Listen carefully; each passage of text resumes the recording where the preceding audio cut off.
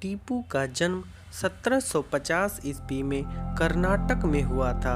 इनके पिता का नाम हैदर अली था। टीपू द्वितीय आंग्ल-मैसूर युद्ध में टीपू ने हेक्टर मुनरो की सेना को पोलिरम नामक स्थान पर हरा दिया। द्वितीय आंग्ल-मैसूर युद्ध के दौरान इनके पिता की मृत्यु 1782 ईस्वी में हो गई, जिसके बाद भी टीपू ने अंग्रेजों से संघर्ष जारी रखा तथा मंगलौर की संधि 1784 ईस्वी के द्वारा द्वितीय आंग्ल-मैसूर युद्ध समाप्त हुआ।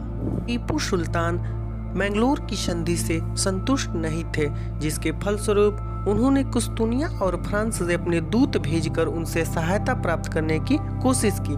टीपू की इस कोशिश को अंग्रेजों ने आधार बनाया और कहा कि टीपू ने फ्रांसीसियों से अंग्रेजों के विरुद्ध गुप्त समझौता किया है, जिसके फलस्वरूप तृतीय आंग्ल-मैसूर युद्ध की शुरुआत हुई। टीपू सुल्तान ने 1789 में ट्रावणकोर पर आक्रमण कर दिया, जिसके परिणाम स्वरूप कर्नवालिस ने 1790 ईस्वी में बेल्लूर और बंगलोर पर अधिकार कर श्रीरंगपट्टनम पर आक्रमण कर दिया।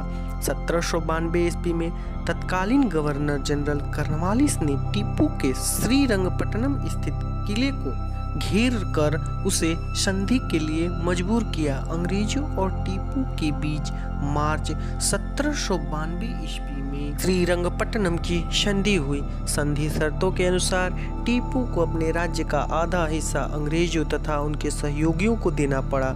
साथ ही युद्ध हार जाने के तहत 3 करोड़ रुपए भी अंग्रेजों को देने थे।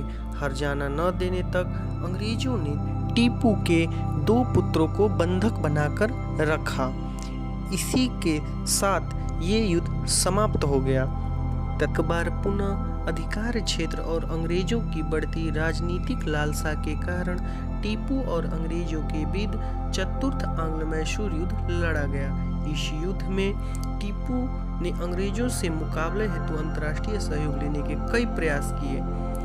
4 मई 1799 ईस्वी को टीपू अंग्रेजों की संयुक्त सेना से बहादुरी के साथ लड़ते हुए मारे गए। अंग्रेजों ने श्रीरंगपट्टनम पर अधिकार कर लिया। टीपू सुल्तान ने कहा था कि भेड़ की तरह लंबी जिंदगी जीने से अच्छा है कि शेर की तरह एक दिन बेहतर जिया जाए। इन्हीं वीर गाथाओं के कारण इन्हें शेर ए